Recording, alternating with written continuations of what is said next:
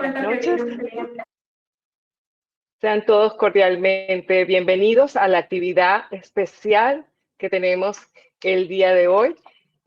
Tenemos el gusto desde Tecnofarma Perú de presentarles a dos conferencistas internacionales provenientes de Argentina para desarrollar una actividad, digamos, es bastante especial. Todos sabemos que nos enfrentamos a una pandemia mundial y los números de pacientes con diabetes cada día se incrementan más y la mayoría de nuestros pacientes, más del 60%, no están diagnosticados, no logran el control.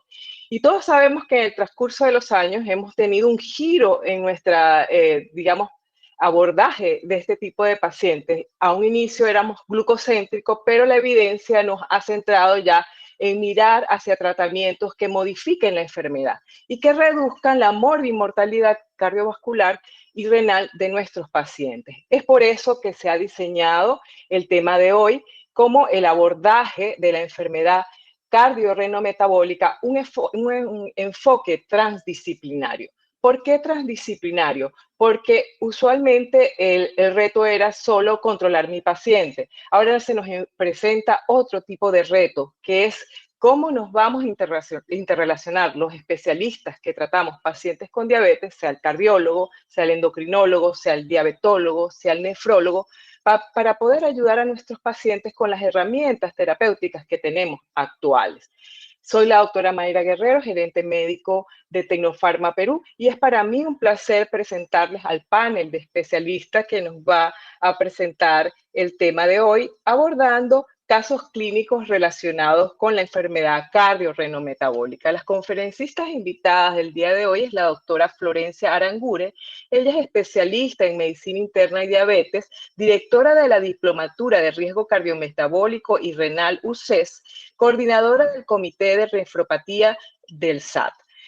La otra especialista que nos acompaña, tenemos el honor de presentarla, es la doctora Alicia Elber. La doctora Alicia Elber es nefrólogo, especialista en diabetes, directora del Centro de Enfermedades Renales e Hipertensión Arterial, CEREA. Y quisiéramos motivarlos a todos ustedes que durante la presentación de esta discusión de casos clínicos para el abordaje del paciente con enfermedad cardiorrenometabólica, por el chat vayan haciendo sus preguntas porque lo vamos a hacer de una forma interactiva. Vamos a ir respondiendo las inquietudes que tengan para que puedan sacar provecho de esta interacción entre el diabetólogo y el nefrólogo y lo puedan llevar ustedes a la práctica. Dejo con ustedes entonces a la doctora Flor Aranguren y a la doctora Alicia Elber. Muchas gracias y bienvenida. Adelante. Gracias, Mayra. Hola, Alicia, ¿cómo estás? Bien, bien, Flor, qué desafío la presentación de Mayra para nosotros. Sí, la verdad que sí. Y esperamos que estén todos del otro lado súper atentos, como nosotros, que vamos a tratar de cambiar la historia de José hoy. Nos toca hoy la historia de José, pero a lo largo de este curso que tenemos, la verdad, la gran alegría de que Tecnofarma nos haya convocado porque nos encanta trabajar juntas y también con el cardiólogo que va a venir a discutir con nosotros los tres. Y no les queremos spoilear demasiado, pero la verdad que creo que el curso va a estar súper interesante. Nosotros tenemos un montón de ganas de hacerlo, así que ojalá que ustedes también tengan un montón de ganas de compartir del otro lado.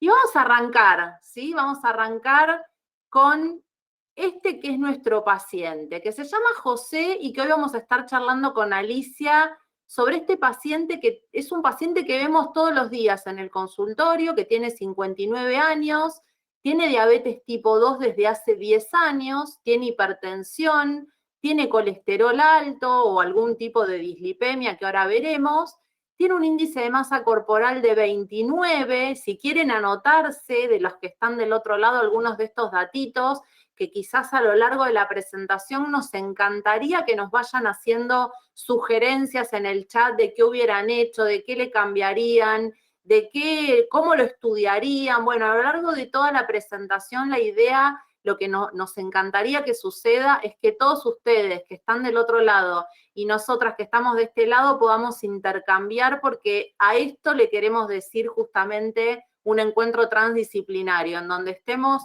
todos conectados y todos charlando entre todos, ¿no? Bueno, este paciente viene tratado con esta medicación, 50 miligramos día de losartán, 10 miligramos día de amlodipina, 2000 miligramos día, 1000 y 1000 de metformina después de almuerzo y cena, glimepirida 4 miligramos y rosuvastatina de 10. Y concurre con este laboratorio que trae él, digamos, que le fue solicitado por otro profesional, que tiene una hemoglobina glicosilada de 7,2, una creatinina en sangre de 1,5 con un clearance de creatinina que fue medido en orina de 24 horas y dio 97 mililitros por minuto por 1,73 metros cuadrados y una albuminuria de 29 medida en muestra espontánea de la mañana en una relación albuminuria-creatininuria, ¿no? En este caso se midió la relación en muestra espontánea y no en orina de 24 horas, y tiene dentro de los lípidos un LDL de 99 y unos triglicéridos de 250 miligramos decilitro. Así que, para empezar, podríamos decir que José no es solo una hemoglobina glicosilada, ¿no? Que le pasan un montón de cosas. También tenía antecedentes de hiperuricemia, aparte de sobrepeso, la dislipemia, la hipertensión, la antigüedad de la diabetes. Y vamos a aprovechar que tenemos acá a una nefróloga para ver si así en primera instancia, con los datos que tenemos, si tiene o no enfermedad renal, cómo hacemos el diagnóstico, y le vamos a preguntar, y después nos va a contar, esto lo va a contar más adelante Alicia, si ese valor de albuminuria de 29 le agrega riesgo cardiovascular a nuestro paciente, o riesgo de qué.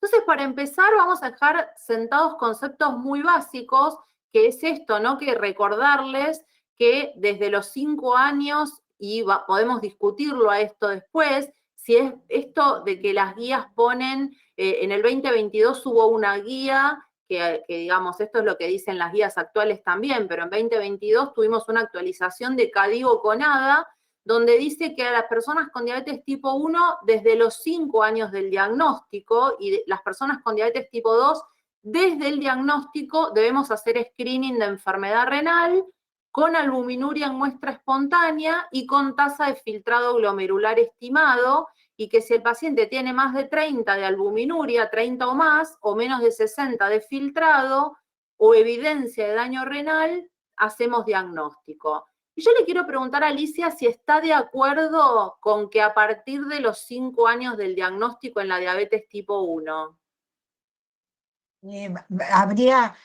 Siempre me desafías con tus preguntas, había un montón de preguntas más fáciles. ¿Qué pasa? Perdón. Hay un punto que uno podría considerar como un factor de riesgo, que es la pubertad. En la pubertad uno puede ver albuminuria antes, no sé si en el público hay pediatras, pero se puede ver antes. Y ahí, si hay pediatras, podemos dejar para la discusión cómo considerar esa albuminuria, si es verdad que es un marcador de enfermedad renal que aparezca en un chico de 15 años que debutó a los 13, por ejemplo, o puede ser un factor del crecimiento y en algún momento eso se ordena solamente por el crecimiento. Es un tema bastante discutido, digamos, ¿no? Pero creo que en principio... Pero bueno, en principio podríamos decir que seguro que en el momento del diagnóstico también tendríamos que tener una albuminuria basal, ¿no? O sea, porque como también para saber de dónde uno está partiendo.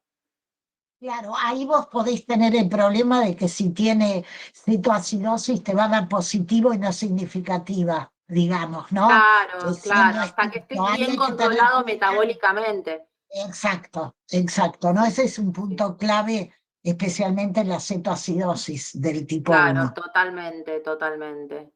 Bueno, y obviamente que como la albuminuria tiene una variabilidad biológica muy alta, esto es súper importante. 2 de 3 determinaciones deben realizarse antes de decirle al paciente, usted tiene nefropatía. Tenemos que tener 2 de 3 determinaciones positivas realizadas en 3 a 6 meses, porque hay muchos falsos y positivos y negativos, como la descompensación glucémica, que es lo que decía recién Alicia, ¿no? El paciente con cetoacidosis va a tener albuminuria probablemente, un paciente con hipertensión muy descompensada.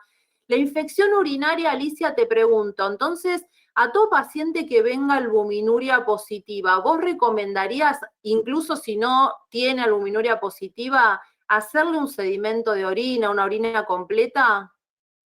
Ya, yo creo que eso es básico, inclusive antes de pedirle la albuminuria, porque como vos pones ahí, ¿no? Tiene sangre, tiene flujo, tiene un montón de factores. O sea, la orina completa está como, cuando uno clasifica, habla de albuminuria y filtrado, pero en realidad la orina completa es una expresión de la enfermedad que tiene. Y cuando veamos si este paciente puede tener alguna otra enfermedad, y por ahí el sedimento te orienta, ¿no? Totalmente, Entonces me totalmente. parece Sí, o sea que que es un debería ser punto. en la rutina, a pesar de que la guía hoy no nombra al sedimento y a la orina completa, deberían ser parte de la rutina y sobre todo si uno encuentra que el paciente tiene algún daño renal, nos va a permitir un poco ya entrar en la etapa de diagnósticos diferenciales, ¿no? Para descartar otras causas. Y después, bueno, el ejercicio, la insuficiencia cardíaca congestiva, la contaminación con flujo de sangre pueden dar todos esos falsos positivos y obviamente si está recibiendo un tratamiento que es capaz de negativizar la albuminuria, como los IECA, los ARA2, un SGLT2, puede tener obviamente el paciente un falso negativo, le podríamos decir, o es que está tratado, ¿no? O sea, bueno, es para discutirlo. Y miren, les trajimos un ejemplo de la vida real que muestra mucho por qué hoy tenemos más aval para pedir, hacerle al paciente una fórmula en vez de utilizar el clearance de creatinina como era en el caso de José, del paciente que trajimos. Fíjense que este es un paciente real que tiene una creatinina, como les mostramos, de 1.5 y que trae un clearance de 97. Ahora, hace un poco de ruido, ¿no? Ese 1.5 no parece ser una creatinina tan normal. Entonces, primero nos tendríamos que preguntar si confiamos en los datos que tenemos. Si este 29, bueno, supongamos que ha sido confirmado, y si este clearance realmente expresa la función que tiene José en sus riñones. Porque miren, cuando lo sometemos a una fórmula, que la fórmula básicamente lo que hace es corregir lo que el riñón hace en forma compensatoria, que es aumentar la secreción de creatinina, ¿no? Siempre Alicia me lo enseñó muy bien a esto, así que lo voy a explicar sin interrumpir a cada rato, pero Alicia me lo explicó muy bien, que es que cuando el paciente, uno está midiendo el clearance, está midiendo lo que ocurre en la orina, ¿no es cierto? Y cuando estamos viendo lo que ocurre en la orina, a medida que va cayendo la función del riñón, el riñón va a aumentar su secreción a nivel tubular de la creatinina para compensar lo que está ocurriendo, que es la menor filtración. Entonces, lo que yo mido en la orina no es solo lo que filtra, sino también lo que secreta. Y la fórmula lo que hace es corregir esto. Entonces, miren la diferencia. O sea, un paciente pasa de tener 97 por clearance a tener 53 cuando lo sometemos a la fórmula. Y esto es súper importante porque después si no el paciente no entiende por qué estamos tomando determinadas decisiones en la práctica si nos estamos guiando por un resultado que verdaderamente sobreestima muchísimo, como dice acá, que es que la fracción secretada aumenta progresivamente, lo que decíamos recién, y que el clearance de creatinina, lo dicen las guías hace años, puede sobreestimar el filtrado hasta en un 70% en un fallo renal avanzado. Por eso hoy utilizamos las fórmulas y en este momento la que tenemos más aval para utilizar en diabetes es la fórmula seca de EPI, que si no se la han bajado, les recomendamos que se bajen una aplicación de la National Kidney Foundation y como vieron recién, hay que poner solamente 3 datos, es la edad del paciente, el género y el valor de creatinina, y con esos 3 datos ya podemos tener su función renal. Y No, José, te quiero decir algo, sí, te quiero Alicia. decir algo de esto, ya que hagamos y que el público también haga alguna pregunta, que todavía no veo ninguna. la fórmula también hace que uno tenga conciencia de que en una mujer tener 1.5 no es lo mismo que en un hombre. Hay una diferencia enorme en el cálculo de la fórmula. O sea, lo que representa la masa muscular diferencial entre el hombre y la mujer. Algo que por ahí uno no lo tiene en cuenta. Y en la fórmula uno, pruébenla cuando bajen el programa, poniendo la misma creatinina, si es mujer o hombre, a la misma edad, el filtrado va a dar bien diferente. Y eso es interesante para no mirar solo el valor de creatinina, porque Claro, es falso. perfecto. Y acá te digo que ya están llegando un montón de comentarios. Qué alegría cuando tenemos público del otro lado que nos está hablando. Eso qué lindo que es.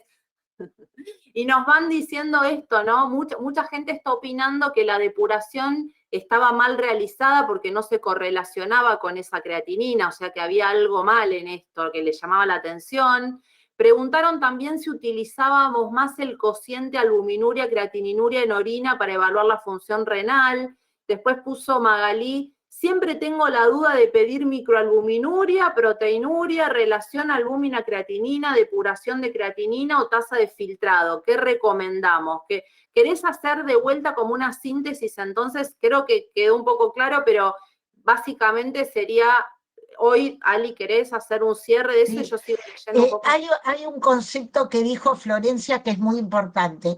A medida que va bajando la función, la secreción aumenta porque en la sangre la creatinina está más alta y esa secreción es pasiva.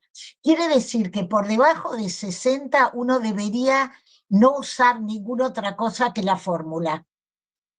Sí. Si tiene más de 60, uno puede usar la fórmula igual, la CKEPI que vos mencionaste, pero uno podría hacer el clearance porque ahí no secreta tanto, es un 20%, entonces podríamos hacerlo.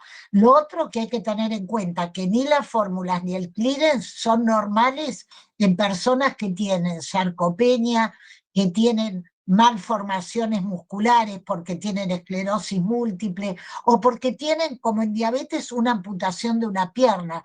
Ahí el clearance de creatinina se modifica mucho porque la creatinina no va a representar la real masa del cuerpo, va a estar disminuida. Entonces, fórmula por debajo de 60 obligatorio, por decirlo amablemente, y por arriba fórmula, pero podemos usar clearance. Sí, tal cual. Y lo de Bueno, albuminuria lo vas a hablar vos ahora, así que lo aclarás vos.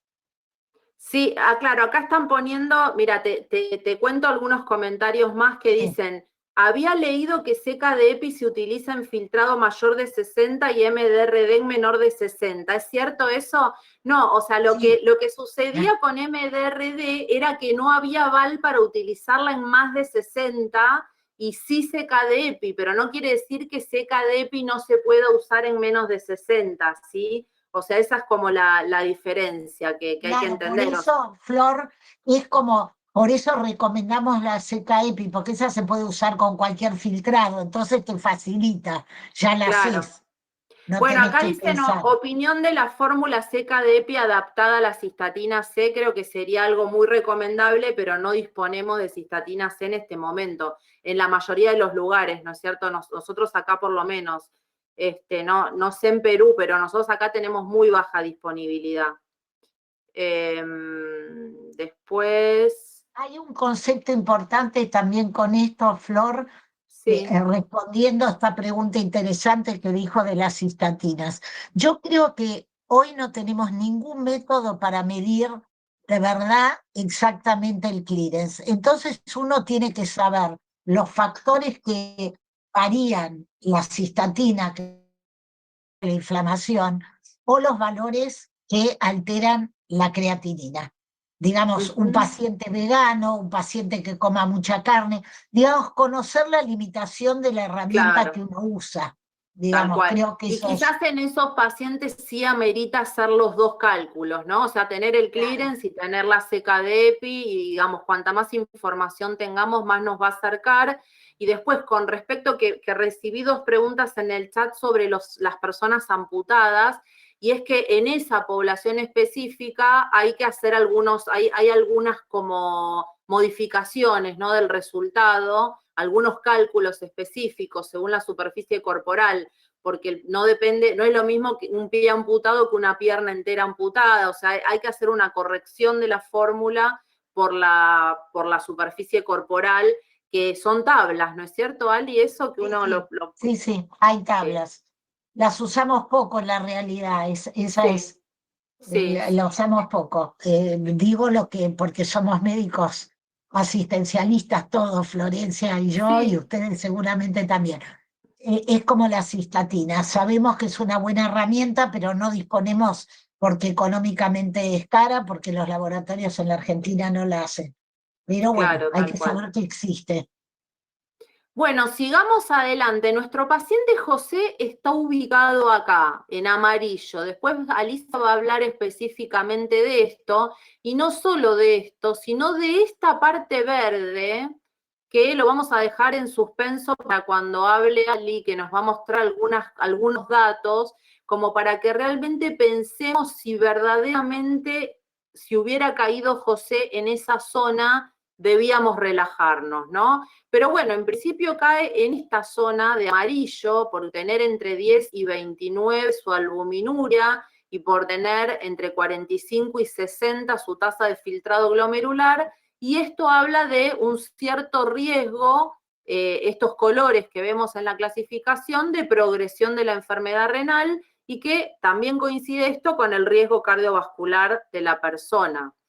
Y fíjense que en Argentina hicimos un trabajo que fue multicéntrico, en otros países también. En Argentina hubieron 800 pacientes reclutados, y estos fueron los números de cuántos pacientes de los que nosotros atendemos en centros urbanos, el 25% tiene una tasa de filtrado glomerular menor de 60, y más del 40%, 41,5%, tiene albuminuria positiva mayor de 30, ¿sí? O sea que tenemos un alto, que es aproximadamente muy parecido a las series de Estados Unidos, que también hablan entre un 30 y un 40 y pico % de pacientes de los que atendemos normalmente con diabetes que tienen enfermedad renal.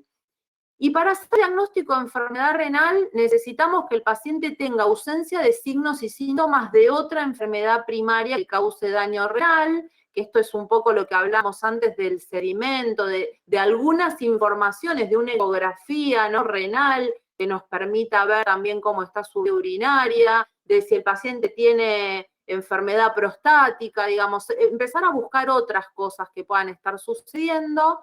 Y sí, si bien la presentación típica que todos hemos estudiado en la facultad era que el típico paciente que tiene enfermedad renal por diabetes es una diabetes de larga data, se asocia con retinopatía, la albuminuria generalmente está presente sin hematuria importante y la caída del filtrado suele ser gradual, hoy sabemos que tenemos diferentes fenotipos y que no todos los casos son iguales, y que no siempre la albuminuria precede a la caída del filtrado, como hemos estudiado hace años en la facultad.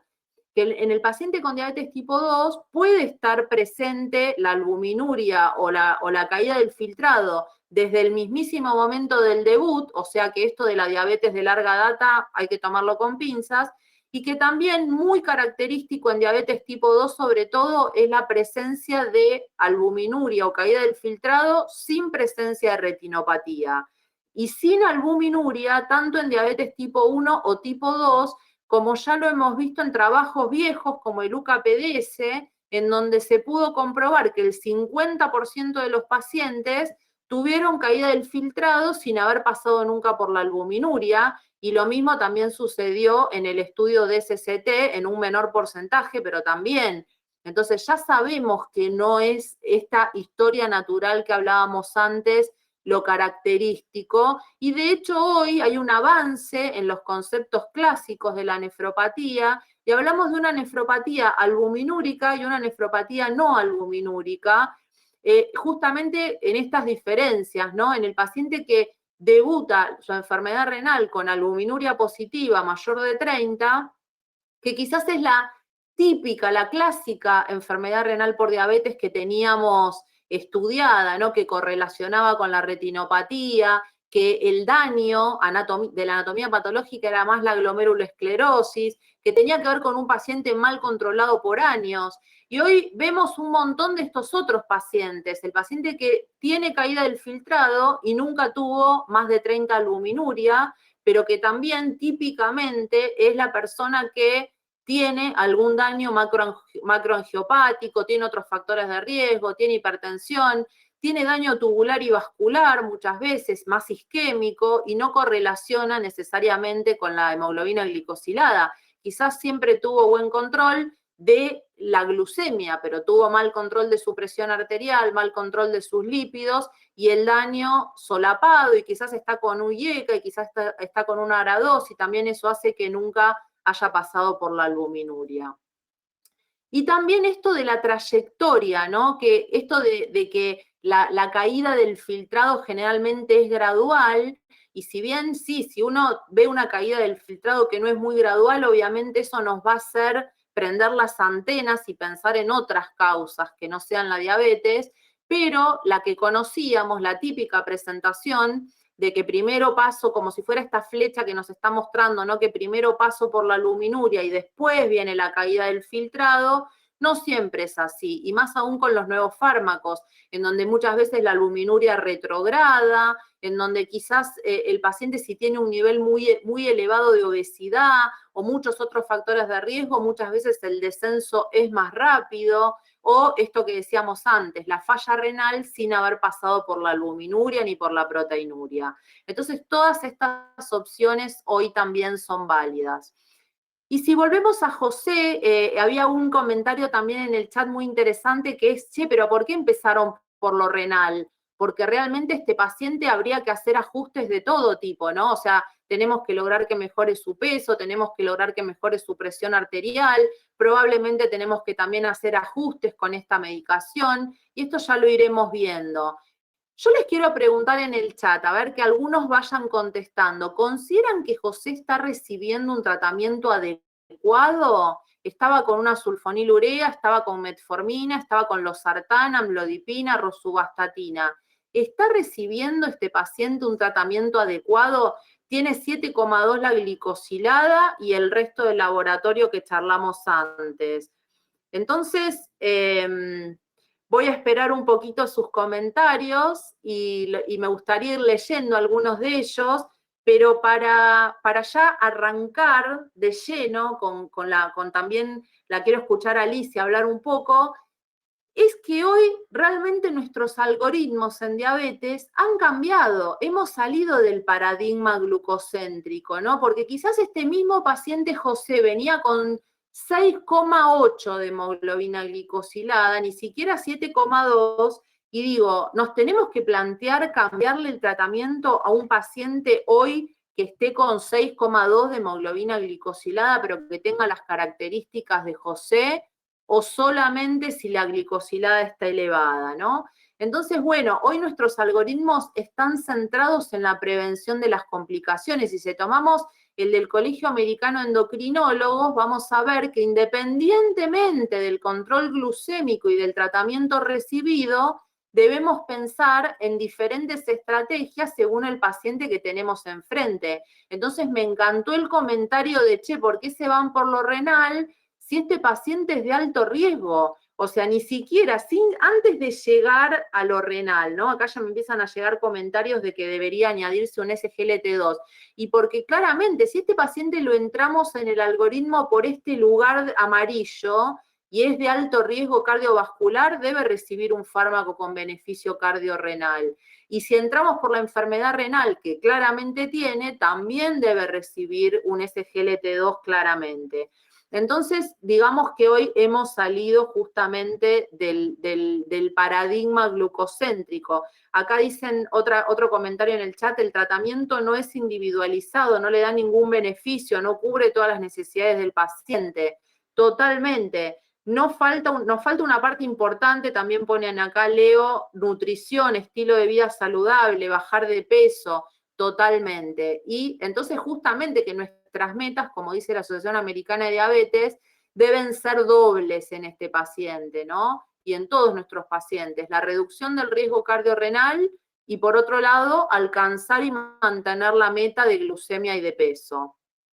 Y muy parecida a la guía que acabamos de ver, si el paciente tiene enfermedad renal, debe recibir como una de las columnas vertebrales de este tratamiento un inhibidor SGLT2. Y también va a tener un impacto en su glucemia, obviamente, estaba muy poquito fuera de meta, y también va a tener un impacto en el peso, que tenía 29 de índice de masa corporal, pero sin duda, como aclararon acá en el chat, es muy importante que este paciente también empiece a hacer trabajo de fuerza, no tenga sarcopenia, o sea, tenemos que obviamente estar también haciendo un trabajo que acompañe desde todo lo que es cambios en el estilo de vida.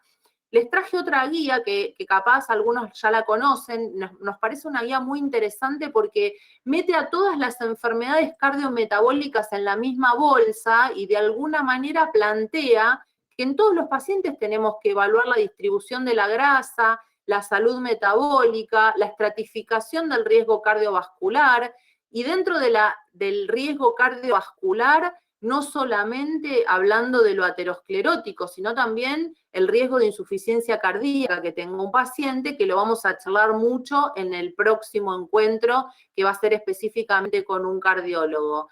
Y bajar, obviamente, los niveles de azúcar, una alimentación preferentemente basada en plantas, con algún patrón mediterráneo, con ejercicios de resistencia para desarrollar fuerza, pero también con ejercicios aeróbicos, que deje de fumar y bueno, y empezar a hacer un tratamiento que no solamente hable de la parte farmacológica, obviamente, pero que dentro de la parte farmacológica debe incluir en la mayoría de los pacientes un SGLT2 o un GLP-1, altas dosis de estatinas y muchas veces terapia combinada, y un IECA ARA2 y en algunos casos un antagonista del receptor de mineralocorticoides. Nuestro paciente estaba acá, entonces también vamos a charlar en próximos encuentros cómo hay que estudiarlo a este paciente desde el punto de vista cardiovascular, ¿no?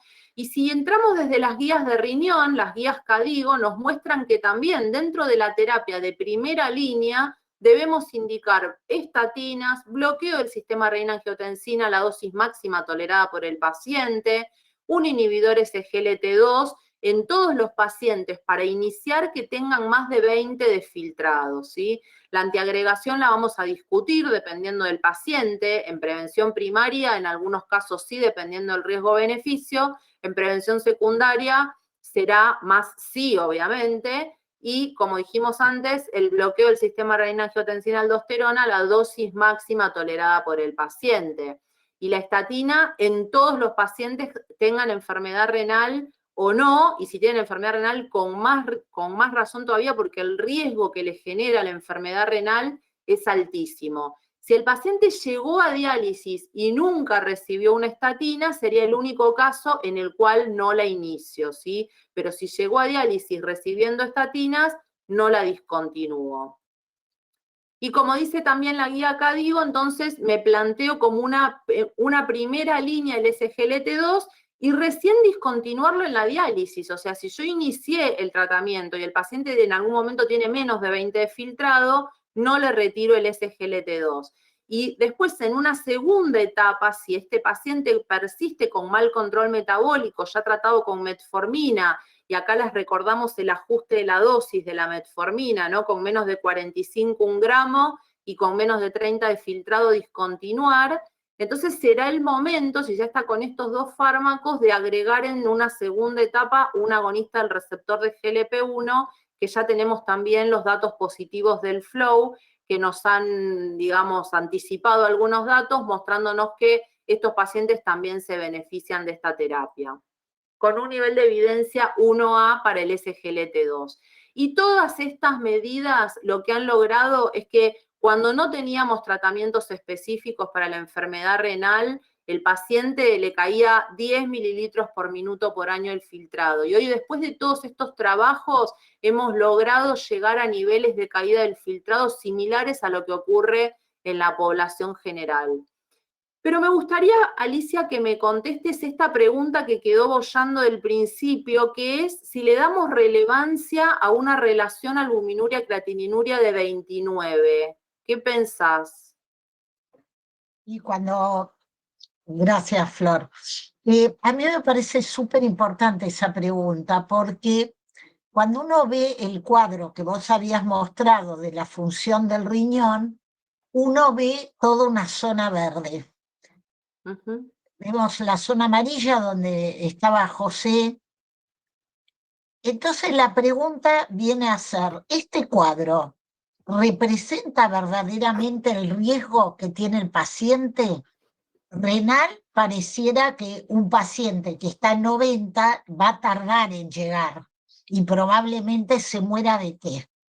Flor, ¿de qué se va De a morir este enfermedad paciente? cardiovascular. Es más, va a tener enfermedad cardiovascular antes de entrar en diálisis toda la vida. Por eso, para nosotros, y esto es un trabajo que hicieron en el libro nuestro, que ese capítulo lo escribió Robaina, eh, hicimos este dibujo. Y si los que nos están mirando no saben, salieron las nuevas normas CADIGO hace 2 semanas. Y cuando uno ve este mismo cuadro, ya no para riesgo de enfermedad renal, que puede ser que vos lo pongas verde, para riesgo de insuficiencia cardíaca, para riesgo de infarto, esta zona verde se pone amarilla, se pone anaranjada y va cambiando de color de acorde a la patología cardiovascular. Entonces, los que nos están mirando son todos diabetólogos, o muchos serán diabetólogos, clínicos, nutricionistas, no lo sé, habrá algún nefrólogo. Tenemos que empezar a mirar la diferencia. Y ahora cuando me preguntes esto de 29, te quiero mostrar los trabajos y mostrarte que 29, miren acá, ahí me lo puso Flor. Mortalidad de cualquier causa. Ahí tienen un muñequito de donde está José. Acá estaba José, claro. Exacto, acá está en 29. Fíjense que el rojo es diabetes y el azul es no diabetes. Fíjense que el paciente tiene riesgo de mortalidad y tiene riesgo de mortalidad cardiovascular en forma muy significativa con 29,9. Y este para mí es un concepto. Entonces ustedes se preguntarán, ¿no? Flor, nos preguntamos nosotros muchas. Entonces, ¿por qué ponemos 30? Porque hay trabajos en diabetes 1 que los trataron a los pacientes normotensos con menos de 30 y se vio que el tratamiento con sistema renina-angiotensina no les mejoraba. Entonces 30 es una convención para enfermedad renal, pero si uno mira cardiovascular, ahí ve el riesgo. Y un dato que no lo charlamos siempre con Flores, que miren el riesgo de tener hiperfiltrado arriba de 105. También el paciente tiene más mortalidad y también está en verde. Y ahí, ¿por qué te parece, Flor, que es un lío? ¿Tenemos forma de medirlo realmente el hiperfiltrado? No, totalmente. No tenemos forma de medir el hiperfiltrado, pero sabemos, y hay ya muchas formas indirectas, digamos, de comprobarlo, que el paciente está hiperfiltrando a lo largo de toda su vida, digamos, con diabetes, con obesidad, con hipertensión. O sea, la hiperfiltración está presente desde el momento en donde apareció la hiperglucemia o donde apareció la insulinoresistencia incluso. Y que a medida que va cayendo la filtración glomerular general, o sea, la filtración renal que uno mide y ve, a medida que va cayendo esa filtración, hay mayor hiperfiltración todavía de las nefronas remanentes, ¿no? Entonces, este es un concepto que es muy importante porque tiene que ver justamente con bajarle un poco la carga de trabajo al riñón, digamos, ¿no? O sea, darle un poco de respiro, por decirlo de alguna manera. No, y aparte justifica ahora cuando vayamos a hablar de las drogas, por qué la caída con Sí. la DAPA cae siempre, porque todos hiperfiltran, o el riñón global o la nefrona remanente. Entonces hay estos conceptos que no tenemos cómo medirlo, habría que inventar un trabajo de esfuerzo para el riñón, como para el corazón, ¿no? La prueba de Sí, esfuerzo la renal. ergometría. La ergometría. Ergometría. ergo-renal se tendría que llamar. Sí. Y ahora vamos a ir un poquito a la medicación. Fíjense ustedes, este es un dibujito que hicimos Te para cuento, mostrarlo, sí. te Sí, interrumpo un segundito que te cuento lo que vienen diciendo de la medicación, que tenemos un montón de comentarios en el chat. Bueno, muchísima dale. gente diciendo que debería estar con dapaglifosina, que es una obligación, que otro médico dijo muy importante, le aumentaría el losartán, muy bien, porque estaba con 50 miligramos y como recién vimos en Cadigo hay que ponerlo a la dosis máxima tolerada por el paciente. Después otra persona puso que le daría ese GLT2 y le disminuiría la dosis de metformina. Tenía 53 de filtrado todavía, así que podíamos continuar todavía con 2000. Después dicen muchas personas también con el tema del tratamiento de la dislipemia, que quizás este paciente amerita que esté con tratamiento de la dislipemia en forma combinada.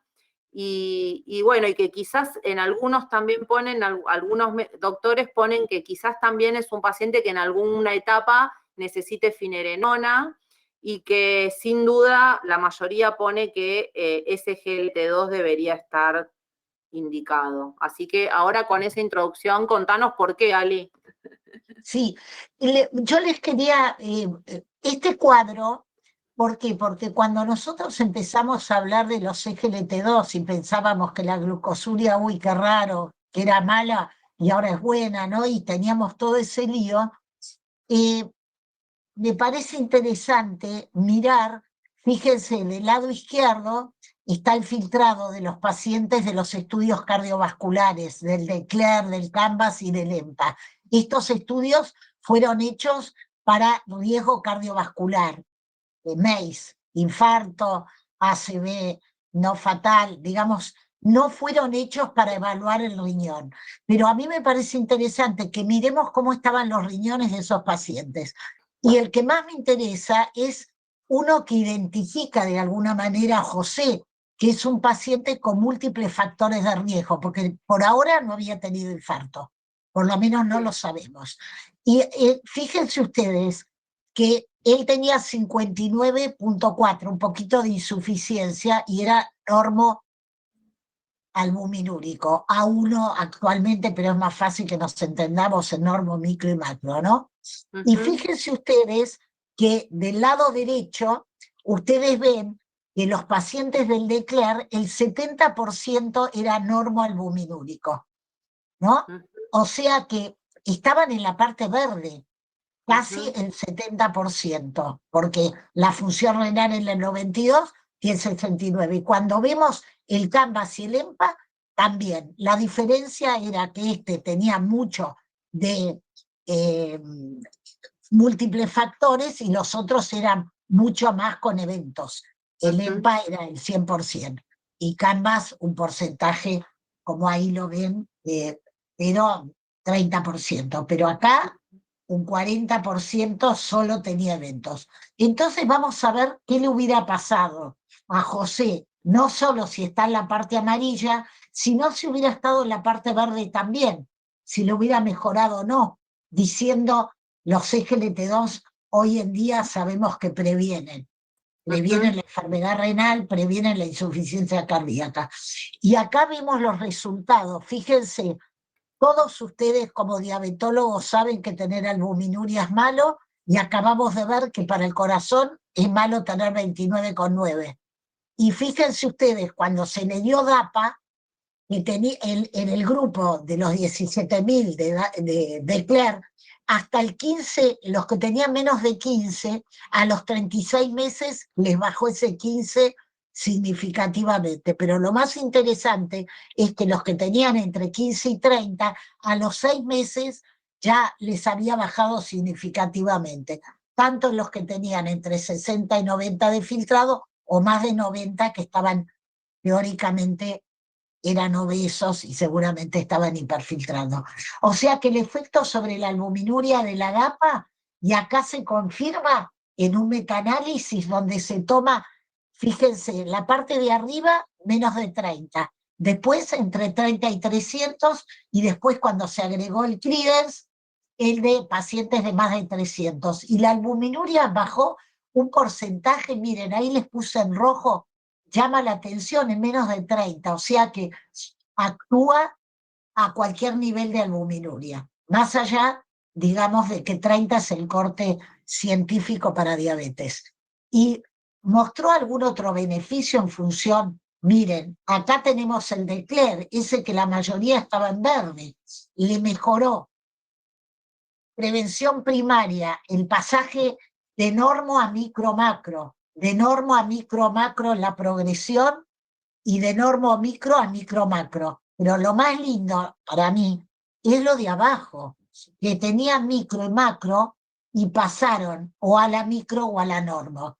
Y eso solo se vio con el de Claire, no se vio con el Canvas y se vio también con el EMPA en porcentaje del 54, del 70, o sea, un porcentaje importantísimo en todo, desde lo verde hasta lo más rojo que ustedes se quieran imaginar. ¿Estás de acuerdo, Flor? Sí, estoy de acuerdo, Ali. ¿Sí? Menos mal, Sí, porque si sí. no nos poníamos a pelear. A pelear ahora, imagínate.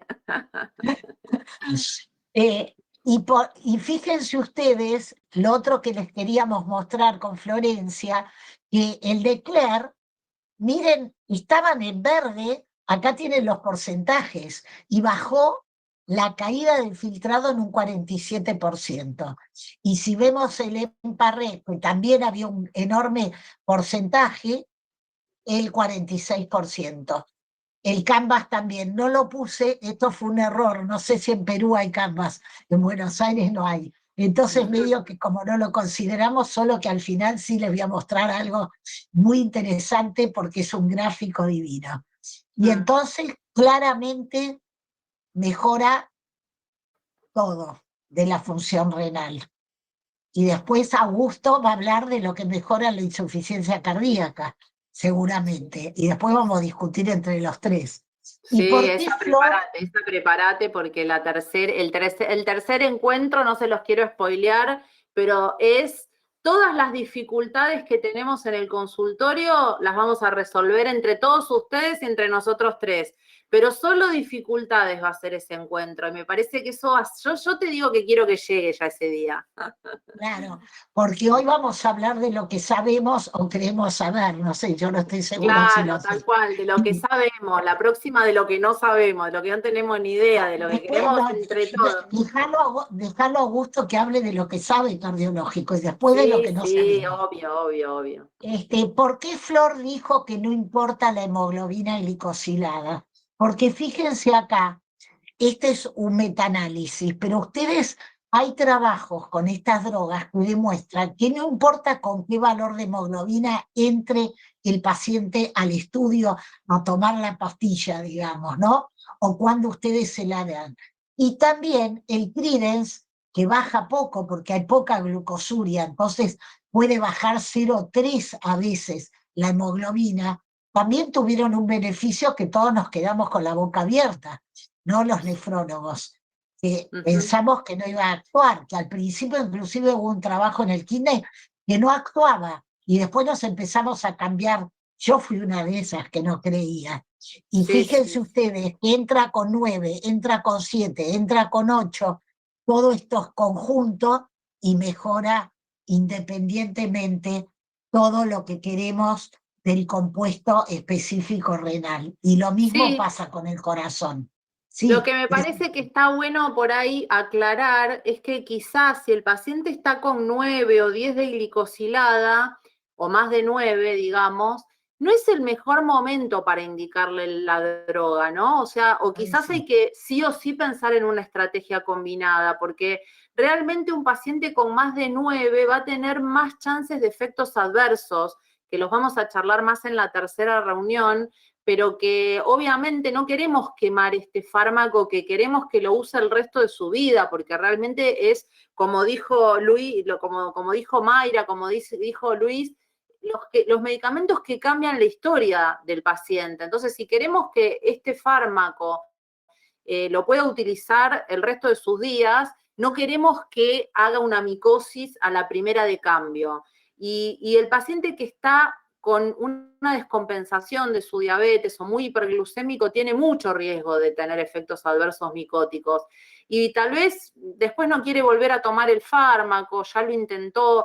Entonces, me parece que está bueno el concepto si no hay si hay gente en el público que son o cardiólogos o nefrólogos y no son diabetólogos, que quizás en el momento que el paciente está con la glicosilada alta, se lo manden al diabetólogo o al endocrinólogo para que haga algún ajuste y sobre el ajuste agregar el SGLT2 para que no despertar tanta glucosuria y tantos efectos adversos, ¿no?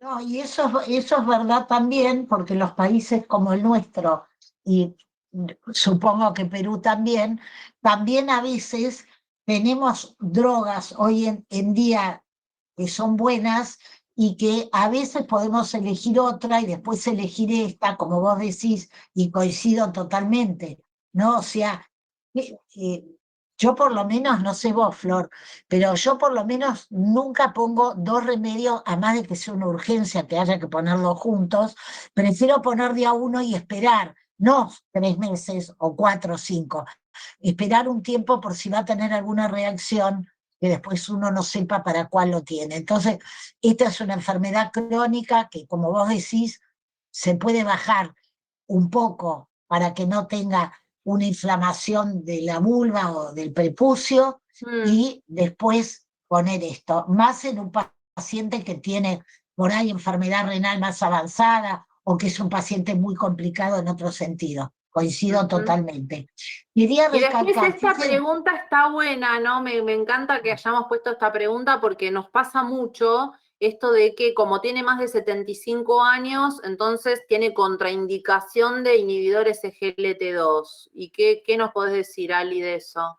no, este cuadro a mí me parece fabuloso porque, miren, acá están todas las patologías, lo resumí un poco porque para que pudieran verlo, porque si no quedaba muy chiquito. Fíjense, compuesto cardiorrenal, compuesto renal, muerte de todas las causas, la consistencia que es a cualquier edad. Y cliqué porque puse aparte lo de renal porque soy nefróloga y porque los quiero convencer, miren cuánto mejora en el renal el porcentaje. Impresionante, ¿no? Eh, Que obviamente Fíjense, también el mayor de 75 es el que está más expuesto a deteriorar el riñón, a tener internaciones por insuficiencia cardíaca. Entonces todos los trabajos, la verdad que mostraron mayor beneficio en el adulto mayor, no menor beneficio. Y obviamente, al tener más de 75 años, tiene más riesgo de efectos adversos tanto en la rama placebo como en la rama dapaglifosina en todos los trabajos, ¿no? O sea, eso es bueno. fíjate, Flor, que este dato, que uno ve el cuadrito y por ahí no piensa, era una mejoría del 62%.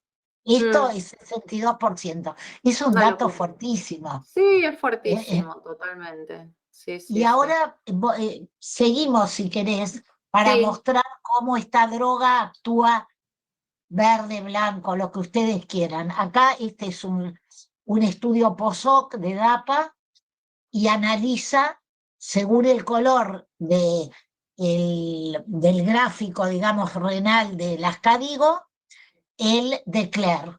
Y pasa al próximo, fíjense, la mayoría estaba en verde, como dijimos, 10.000 pacientes, Sí. y cuando ustedes analizan el compuesto cardiorrenal, o sea, los beneficios cardíacos y renales, en cualquier color es significativo, digamos, es consistente. Y cuando ustedes analizan el renal, también. Entonces, Todos. ¿qué queremos dejar? ¿Cuál es el mensaje?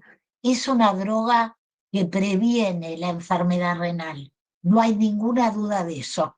Y vamos a ver que previene lo cardiovascular.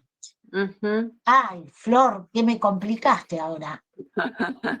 El tema es que pasaron 4 años, mira, José no le hicieron las modificaciones necesarias, solo le hicieron una ¿No parte, le hicieron una pusieron parte. DAPA? ¿No le No, pusieron DAPA? no le pusieron DAPA porque esto, todo lo que contamos antes, ocurrió antes del 2016. Entonces, bueno, no fue mala praxis, sino que solamente no existía todavía toda esta evidencia. Entonces, en ese momento lo que se hizo fue, le aumentaron la dosis de losartán a 100, como dijo un colega en el chat. Claro, bien. Acá ya estaba con un filtrado de 39 por seca de EPI 4 años más tarde, y no se le bajó la dosis de metformina, que era algo que también había puesto otra colega, que acá sí ya se habría que haber bajado la dosis, porque con menos de 45 de filtrado dijimos que 1000 de metformina, o sea que eso no se hizo, ese ajuste.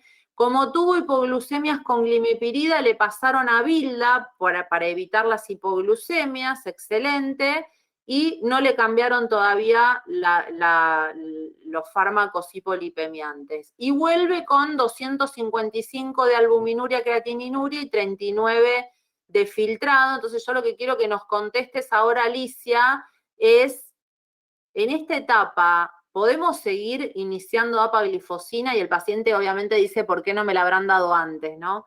Pero bueno, contanos qué evidencia tenemos. Tiene razón, tiene razón. Miren, cuando aparece el Creedence, que era todo en diabetes, fueron las primeras sorpresas, ¿no? Con Cana. ¿Por qué? Porque empezamos a ver que a pesar de que no bajaba la hemoglobina, mejoraba lo cardiovascular y mejoraba la parte renal. Y eso llamó la atención y hizo que cambiáramos a esto que estamos diciendo todo el tiempo. No hay que ser glucocéntrico, hay que ser factor de riesgo céntrico, ¿no? O sea, ver cuál es el riesgo del paciente. Y después, ¿qué aportó? Porque eso es también muy interesante, ¿qué aportó Dapacitabine? Aportó que 32% de los pacientes no tenían diabetes. Y esto era un dato muy importante porque hasta ese momento era DAPA o EMPA o CANA solo para diabetes. Entonces, eso cambió la visión. Y también, digamos, tomó como otros rangos que el Creedence, digamos, de filtrado y de albuminuria. Sí. Exacto. Acá se tomó 200, en el Creedence se tomó 300. Pero, digamos, no hace tanto la diferencia, sí, para comparar un resultado con el otro, que eso no lo podemos hacer. No, y que también que todos estos trabajos ya nos fueron bajando un poco el nivel de indicación para 25, exacto. Después aparecieron los de cardio hasta 20, ¿no? Entonces también se fue corriendo cada vez más en dónde inicio el tratamiento. Exacto, ¿por qué? Porque el otro era de 30 y acá era de 25, el otro era hasta 90, acá, digamos, fue como acomodándonos para ampliar el espectro del uso. Y en este caso se sacaron estas patologías que después con el EMPA-KIDNEY también los inmunosupresores fueron agregados, que eso es otra cosa que hoy sabemos, que el paciente pudo haber tenido inmunosupresores y va a blanquear en algún momento algún otro uso probablemente. Se le dio 10 y un dato interesante también, no importa, era en los resultados primarios eran nefrológicos, 57%, o llegar a diálisis, o muerte renal, que es que el paciente se muera justo antes de la diálisis. Un dato interesante para mí es que el grupo sin diabetes tenía todo menos que diabetes. La parte cardíaca, yo ahí puse en el dibujo para que ustedes lo vieran, porque es más gráfico, menos índice de masa corporal, menos insuficiencia cardíaca, menos ACV, o sea, eran pacientes más sanos, pero ahora cuando veamos el resultado, evidentemente no influyen esos valores para dar la mejoría, ¿no? O sea, en cualquier paciente mejora. Y una cosa interesante es que los pacientes que tenían diabetes eran un 67%, pero los que tenían enfermedad por diabetes, esto es interesante para los diabetólogos, era menos, porque había muchos con diabetes que tenían IgA, por ejemplo, o sea, tenían otra patología, o tenían hipertensiva. Acá tienen el porcentaje, y quiero recalcar, por si hay nefrólogos, el efecto sobre la IgA, que también cambió un poco la historia. Y seguí, Flor, porque quiero mostrarles los resultados. Miren, eso era simplemente el porcentaje de IgA, que era muy importante, y había muchos pacientes con hipertensiva. Y lo más interesante es esto. ¿Cuántos pacientes tenemos que atender para que mejore este compuesto renal? Mostralo, Flor, porque si no, no lo vas a adivinar. 19. Claro, o sea, Sí, nada. está buena esa aclaración porque justamente en el chat había un comentario que decía, bueno, pero tipo, ¿no? Lo costo efectivo de alguna manera, porque lo que nos sucede o nos sucedía también en Argentina, ¿no? El tema de la salud pública no cubre a todos. Y creo que en eso tenemos que hacer mucho trabajo las sociedades científicas. Nosotros acá en Argentina, digamos, si bien el acceso todavía es muy complicado, pero hoy figura en la ley el inhibidor SGLT2 en la ley de diabetes gratuito para toda persona que tenga o más de 30 de albuminuria o menos de 60 de filtrado, entre otras condiciones que también, digamos, dentro de los renales son esas lo que se pide, o también patologías cardiovasculares que tenga el paciente. Y en ese caso, que el paciente reúna alguno de esos criterios, tendría porque todavía no se está llevando a la práctica como debería o tenemos que mandar muchas notitas, ¿no? Pero realmente que tenga cobertura por ley nos facilita bastante el acceso y de a poco vamos logrando cosas. O sea, creo que estos pasitos hay que irlos dando porque de manera costo efectiva hay muchos trabajos que han mostrado 15 años de retraso en el inicio de la diálisis o prevención de patología cardiovascular de forma tan importante que en realidad a nivel costo en salud, una internación en insuficiencia cardíaca con un día de unidad coronaria pagás un año de SGLT2. Es así. Entonces, hay un trabajo, yo no soy economista, ¿no? Se fundirían todos si fuera economista. sí, menos mal. Pero Repartiendo. hay un trabajo hecho que yo lo leí porque lo discutimos, que demuestra que los SGLT2 no hay discusión de que ahorran dinero a la salud pública.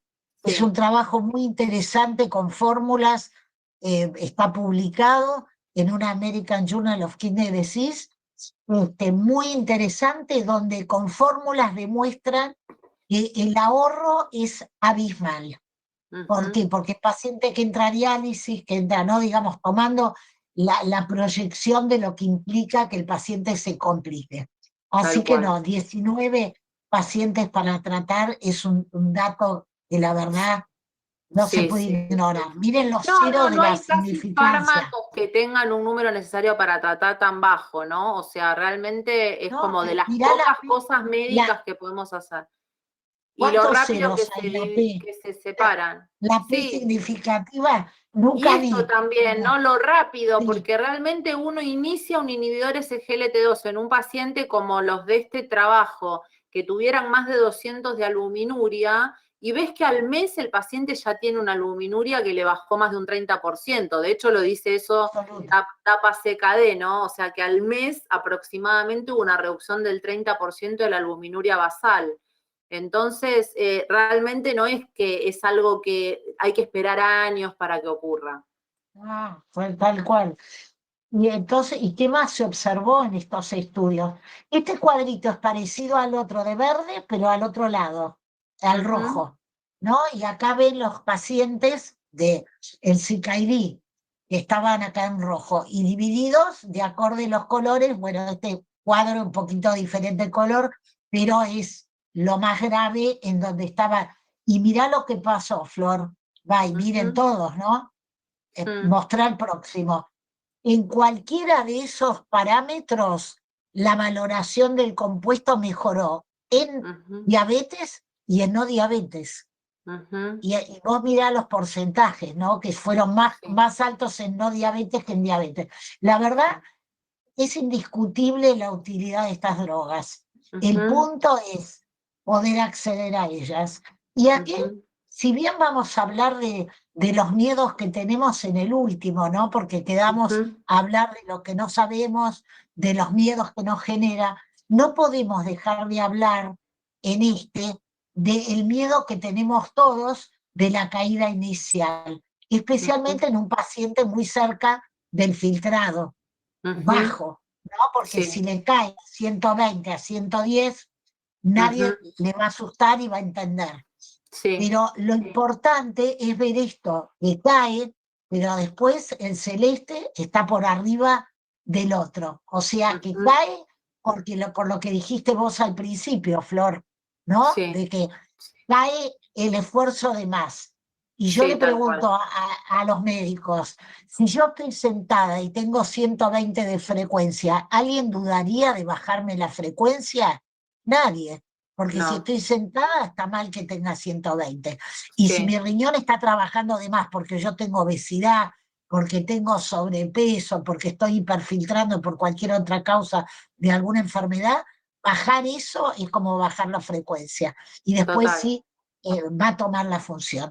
Y acá abajo vemos como el compuesto de muerte renal y cardiovascular que mejora un 39, cuando solo analizamos lo renal, mejora más, y lo más importante y lo más impresionante es que baja la muerte total, no solo la insuficiencia cardíaca, ¿no? O sea, de cualquier causa, y son pacientes, estos no son como el de Claire, más sanos, son súper enfermos, y la mortalidad es mucho más cercana. Así que creo que solo se vio con DAPA, Cicaidi. No, este es un resumen, un metaanálisis que analiza todos los estudios con diabetes, fíjense, los cardíacos, los renales propios y los no diabetes, lo mismo, los cardíacos con preservada, con disminuida, con lo que a ustedes les guste. Y es todo, y lo más interesante es el lado derecho. La caída genera más insuficiencia renal aguda. No, mejora también un montón. Un 25% menos de insuficiencia renal aguda podríamos tomarlo como un dato global. Entonces, y está bueno remarcar que el paciente que tiene enfermedad renal muchas veces tiene muchísimo más riesgo de insuficiencia renal aguda, ¿no? Porque cualquier cosita, no sé, viene ya con una creatinina de 3, hoy estábamos hablando de una paciente justamente que toma diclofenac 3 días, 5 días, un mes, y de pronto aparece con 6 de creatinina, ¿no? O sea, realmente es muy importante también en una persona que tiene enfermedad renal crónica disminuir la chance de insuficiencia renal aguda, al margen de que uno, obviamente, como ustedes fueron aclarando en el chat, tenemos que trabajar un montón de cosas, no solamente la indicación de SGLT2, sino también la alimentación, el cigarrillo, la sarcopenia, el ejercicio físico, que no tomen AINES a demanda, que no tomen inhibidores de la bomba de protones, o sea, un montón de cosas que tenemos que ir trabajando y que seguramente también vamos a profundizar en el tercer encuentro sobre todas esas otras cosas, ¿no? Que también hay que profundizar. Y vos fijate, Flor, perdón, ¿no? La insuficiencia renal aguda es significativa la bajada de 21 a 23, digamos 25 podemos globalizar, depende cuál sea el metaanálisis, no es solo en diabetes, en no diabetes, también en insuficiencia cardíaca, que ahí tenés muchísimo riesgo, ¿no? Acá están todos los de no diabetes, están todos los estudios cardiológicos, el DAPA-HF, el Emperor Reduce, el Preserve, o sea, es algo que todos le teníamos miedo por la caída esa inicial, y hoy sabemos que al revés, protege la caída y protege de la insuficiencia renal aguda. Y un datito más que me parece importante por si hay nefrólogos, que no importa la enfermedad que tenga el paciente, no importa, es una focal, es una IgA, es hipertensiva, cualquier diagnóstico que no se sepa es significativo y consistente la bajada en la protección. Y va variando entre protección del 40%, si queremos tomar patología glomerular, como la diabetes, la glomerular, nada, creo que es súper consistente en todo. Y para ir terminando y dejarnos el rato para las preguntas de ida y vuelta, miren, este es un estudio de proyección del canvas. Y fíjense ustedes, si al paciente solo le doy sistema renina-angiotensina partiendo de un filtrado entre 50 y 60, como tenía José al principio, y nadie le dio la DAPA, aunque le hubiéramos dado adecuadamente sistema renina-angiotensina, al paciente a los 73 años hubiera llegado a enfermedad renal.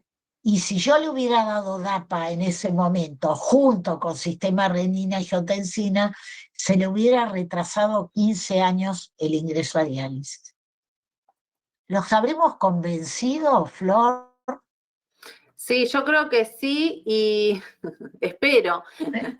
Y me parece que igual está bueno siempre cuando uno no está del todo convencido, porque quizás todavía, yo creo que muchas veces nos pasa a los médicos que lo que nos genera dificultad es empezar, ¿no? O sea, creo que yo me pareció mucho más fácil primero animarme a indicar un inhibidor SGLT2 en pacientes con filtrados más altos, y me vino bien que cuando fueron bajando el filtrado y la indicación, yo ya tenía en SEM 30 y antes había tenido en 40. Entonces, me parece que está bueno siempre empezar por lo que uno se siente más cómodo y también charlar un poco de estos efectos adversos, ¿no? Como lo que vos pusiste acá, de la infección urinaria o los genitales, la infección genital residual. Esto lo vamos a mirar hoy, porque para el que no tiene experiencia, que puede pasar, digamos, porque no puede acceder el paciente que atiende, porque es de un medio que no puede, es esto, ¿no? ¿Aumenta la infección urinaria? No, la infección urinaria solo que sea un paciente con infección recidivante previa. Ahí sí hay que tener cuidado, pero si no, no la aumenta en ninguno de los trabajos. ¿Aumenta la genital? Sí. Ahí hay que educarlo al paciente con la higiene, eso es muy importante.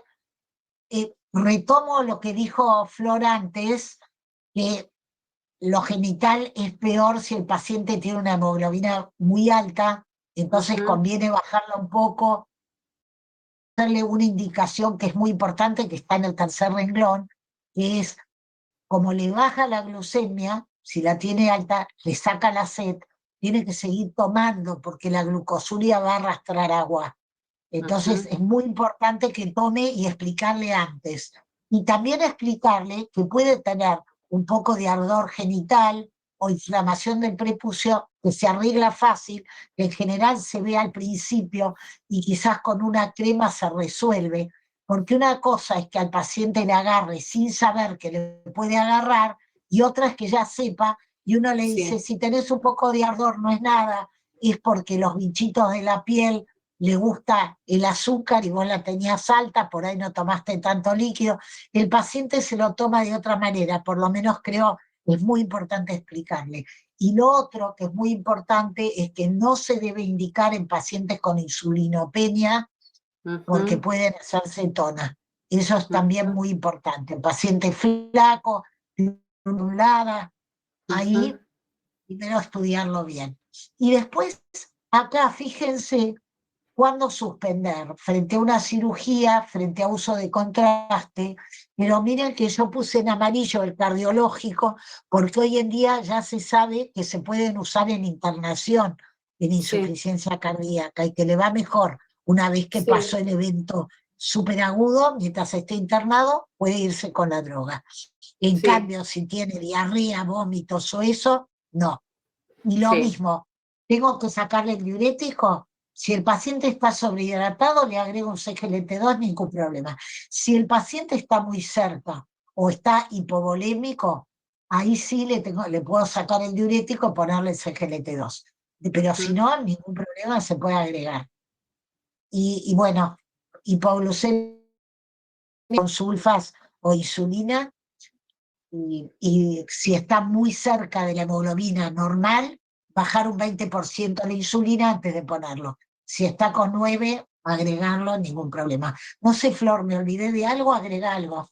No sé si me olvidé. No, agrego acá Ah, algunos comentarios del chat que dice, pero dale. el porcentaje de infección urinaria es bajo, menos del 0,1%. Sí, totalmente, el porcentaje de infección No, urinaria es bajísimo, pero no de infecciones genitales micóticas. Ese sí es un porcentaje que depende igual lo que decía Alicia, ¿no? O sea, creo que a todos nos ha pasado en nuestra curva de aprendizaje que al principio teníamos más infecciones genitales en los pacientes que ahora. ahora no. Y tiene Sí, mucho que ver con cuánta intensidad uno le da las recomendaciones iniciales.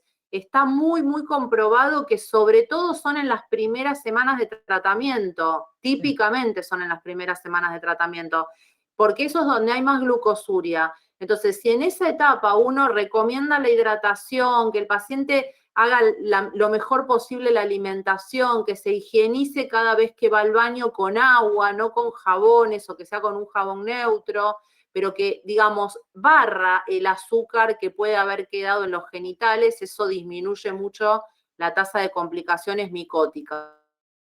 Y No, lo que bueno, dijo, perdón, lo que dijo, no sé si era un médico, de que es bajísima, infección Bernardo, urinaria no sí, la aumenta, no la no. aumenta. Infección recidivante porque tiene cálculos, porque tiene una hidronefrosis. En ese caso no, no, digamos, Uh-huh. a eso me refería, pero una infección urinaria no aumenta, ¿no? No es Claro. significativo para nada. Bueno, creo que estamos con el último slide, pero tengo muchas preguntas para hacerte, Alicia, así que te digo, prepárate. Acá la pregunta ahora es, y ponela toda, yo creo que lo más importante es lo que está en azul abajo, ¿no? El Sí. cardiólogo lo debe usar, sí, el nefrólogo lo debe usar, sí, vasculares con insuficiencia cardíaca, con problemas cardíacos, sí. El clínico, el especialista el clínico lo debe usar también, porque es una droga.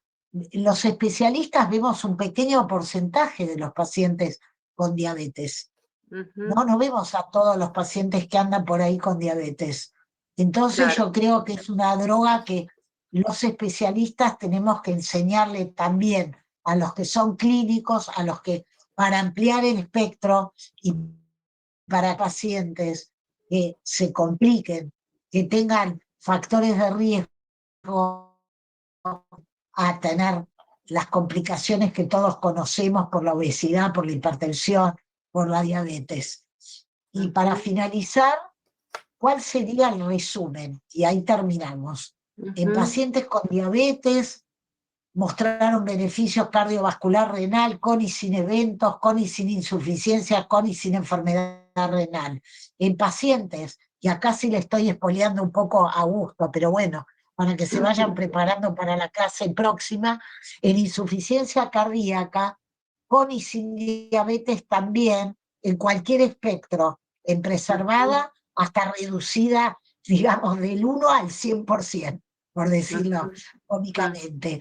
El CRIDES en diabetes, en pacientes en estadios más avanzados, y el CKID en pacientes avanzados, y el DECLARE en no avanzados. El EMPA-KIDNEY amplió a menos todavía 20. Y entonces, nada, ¿qué tenemos que hacer? La próxima, y ahí terminamos, creo que es esto, es tratar de vencer nuestros propios miedos, que todos los tenemos la primera vez que damos un... Y el que no lo tiene, creo que no es médico. Bueno, porque siempre uno tiene miedo de dañarlo al otro si no conoce. Entonces creo que este es el verdadero desafío, entender la evidencia y tratar de ir a hacerla. Muchas gracias. A ver, Bueno, te voy contando todos los comentarios que tenemos que están muy buenos. Mira, alguien, a ver, me encantó un comentario que dijo, me quedo con la diapositiva esa que mostraste del final de los 15 años de retraso porque es muy significativa, es que, escribió un colega. Después Claudio dice, buenas noches, ¿cuál sería la explicación a que no sea efectivo usar un SGLT2 con menos de 20? Y creo que acá el punto es que todavía no tenemos aval para iniciar con menos de 20 porque no tenemos trabajos que hayan iniciado con menos de 20, que estén cerrados, que estén finalizados. Hay algunos trabajitos en curso. También, digamos, tenemos otra pregunta que dice si lo dejarían en la diálisis. ¿Y qué opinas, Ali? Miren, en diálisis ya se van a hacer trabajos. Con menos de 20, si no hay trabajos, está la duda, digamos, si es un paciente, y esto por ahí es off-label, pero si el paciente tiene mucha insuficiencia cardíaca, yo creo que nadie dudaría de darla con menos de 20. ¿Por qué? Sí. Porque si no se va a morir de la insuficiencia cardíaca. Es off-label, pero uno se animaría, creo. Si le pregunto a algún cardiólogo, se animaría. Si el paciente solo tiene enfermedad renal y está muy cerca, no digo 20, por ahí con 20 o 19 uno por ahí también se animaría, pero si un paciente tiene 15 y le cae un 10% y no hay evidencia, es un tema más complejo. Con respecto a la diálisis, yo creo que en algún momento se va a usar, no hay experiencia, yo no la usé, pero porque no hay experiencia y entonces entre los costos que el paciente, el medio del centro donde yo estoy es un medio muy pobre, que no pueden acceder ni siquiera a lo que deben acceder. Entonces, darle algo que no está aprobado, yo no lo haría, porque ¿quién se lo va a dar? Le voy a hacer gastar algo que no sé si le va a servir porque llegamos tarde, quizás, ¿no? Yo creo que acá es, démoselo cuando le podamos prevenir que entre a diálisis. Y si se demuestra que en diálisis tiene mejor sobrevida, bueno, ahí lo daremos, pero ahí hay como un rollo. No veo que lo perjudique, digamos, pero es intuitivo, no tenemos forma de saberlo. Hola, Mayra. ¿Qué tal, Mayra?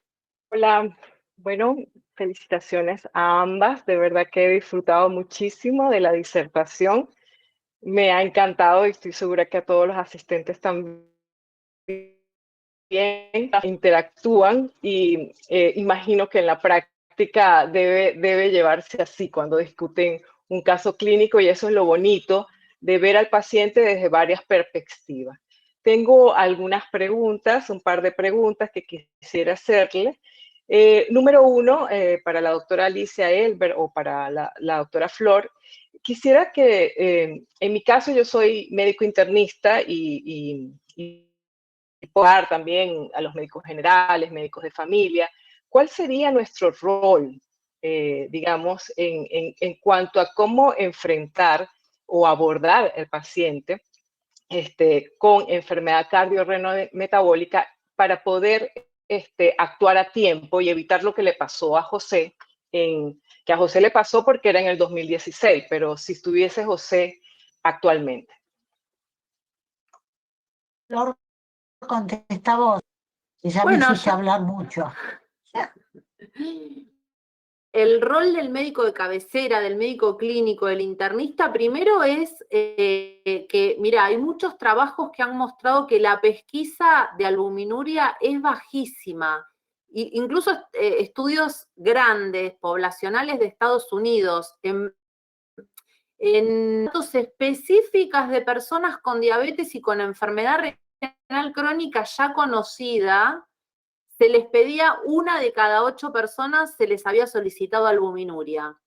Entonces, creo que el primer paso es la pesquisa, primero. Una vez que ya está el paciente diagnosticado, ¿cuándo derivar al nefrólogo? Que es una pregunta que siempre surge.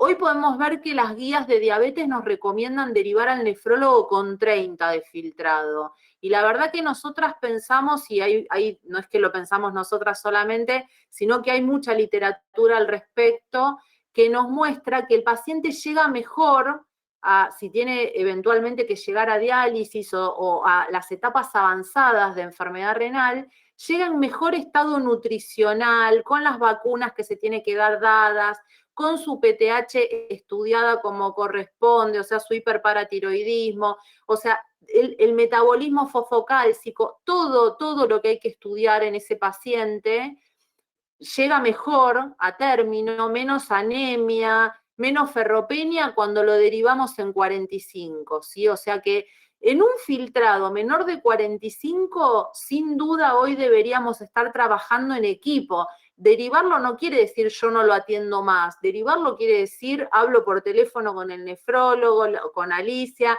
le pregunto, che, ¿qué hiciste? ¿Te parece bien esto? Sí, mira, le preparé una carta, por ejemplo, me contesta ella para meterlo en una lista de trasplante que a mí no se me había ocurrido. Entonces digo, me parece que es importantísimo y súper valioso cuando trabajamos así, en forma transdisciplinaria, y yo le podré aportar algo y ella me podrá aportar algo. Y digamos, desde nuestro lado, desde el lado del tratamiento metabólico, como dijeron muchas personas en el chat, el tratamiento debe ser integral de este paciente. Tiene que estar con la estatina a la dosis adecuada, tiene que estar con la inhibición del sistema renina-angiotensina, tiene que tener el mejor control de la diabetes posible, y esto muchas veces implica no una glicosilada, sino un monitoreo glucémico o un monitoreo continuo, si es posible, y un análisis, que a veces necesita un monitoreo continuo de la presión arterial porque no tenemos muy claro si hay algún momento de la noche en que el paciente no logra estar en meta de presión y eso es lo que mantiene su albuminuria positiva. Creo que es una mirada clínica lo que necesita este paciente con la ayuda de los especialistas. ¿No? Clínica tiene que estar, es muy importante. Muchas gracias. Y seguidamente, una vez que le colocamos a José la dapaglifosina, desde el punto de vista práctico, ¿cómo hacemos el seguimiento para evaluar estos desenlaces que ustedes han presentado en los estudios? Ahí hay un tema de que al principio fue de gran discusión, ¿no? Cuando empezamos a usar la droga, que la caída nos hacía ruido a todos, ¿viste? Porque era como raro, ¿no? Darle a un paciente que tuviera glucosuria, que antes pensábamos que era malo, ahora de repente que estaba bárbaro que la tuviera, y que le caiga el filtrado un 10%, que es más o menos el gran porcentaje. Más de 30 hay que tener cuidado, solo un 3% va a más de 3, y ahí hay que descartar que no tenga una estenosis de la arteria renal previa, pero ahora, digamos, el criterio, que es una opinión médica, es que es muy importante explicante, yo creo que, mire, y hacer el dibujito, mire, al principio le va a caer así y después se le va a estabilizar. Es importante que usted sepa que esto que se cae, es bueno que se caiga porque su riñón, y se le explica, le va a dar. ¿Por qué? Porque puede pasar, y les digo, a mí me ha pasado con un médico que atiendo, lo sigo atendiendo, él se hizo un control y le cayó y se asustó. Por suerte yo le había explicado, pero eso puede pasar, no que sea médico, pero va a otro médico y la creatinina le da más alta. ¿Cómo? Empecé a tomar. Entonces hay que avisarle de antemano. Esta es la forma que funciona esta droga. Y no controlarla. Decirle, mira, al principio te va a caer, vamos a hacer, a más de que uno por alguna razón tenga miedo, de ahí entonces uno dice, mira, te lo voy a hacer porque te va a dar un poquito alto, esperar 2 meses para hacer un control de rutina. Yo pienso eso, no sé, Flor, si estás de acuerdo. Sí, Porque tal es cual, o opinión. sea, hay algunas guías que dicen que en los pacientes que están muy cercanos a la contraindicación, o sea, a tener un filtrado menor de 20, quizás en esos pacientes entre 20 y 30 se podría al mes solicitar una creatinina. Y miren lo que dice la guía, no dice si la caída es mayor del 30%, suspenda el fármaco. Dice, si la caída es mayor del 30%, verifique si no hay otras cosas que pueden estar generando hipovolemia o deshidratación. Si tiene otros diuréticos, baje la dosis, constate cómo está la volemia del paciente, que esté bien hidratado y repita el laboratorio un mes más tarde. Y seguramente, dice la guía, ya va a estar recuperando. Y eso es lo que nos pasa. A mí me ha pasado, y a Alicia también, que te ha caído el filtrado más de un 30% del paciente y cuando le volvés a rechequear ya salió de esa zona de más de 30%, y verdaderamente contraindicar, o sea, sacarle un SGLT2 porque la caída inicial fue mayor del 30% y no recuperó, no me pasó nunca. O sea, quiere decir que el paciente quizás no llegó a estar bien estudiado de antemano, porque ya tendría que haber tenido un Doppler de las arterias renales, ya tendría que haber tenido una ecografía, ya tendría que tener la boletia. Eso para mí es lo más importante, o sea, mirar a quién le pongo y cómo se lo pongo. Por eso yo decía, si el paciente está muy eubolémico y está con diurético, yo prefiero sacarle el diurético y darle la droga para que no le caiga. Yo les aclaro que este Yo una vez médico... escuché a un cardiólogo que me encantó el comentario, teníamos siempre fármacos que le sacaban el líquido a los pacientes pero les empeoraban los riñones. Y ahora tenemos fármacos que le sacan el líquido a los pacientes y le mejoran los riñones. Entonces, entre un diurético y un SGLT2, creo que gana claramente un SGLT2.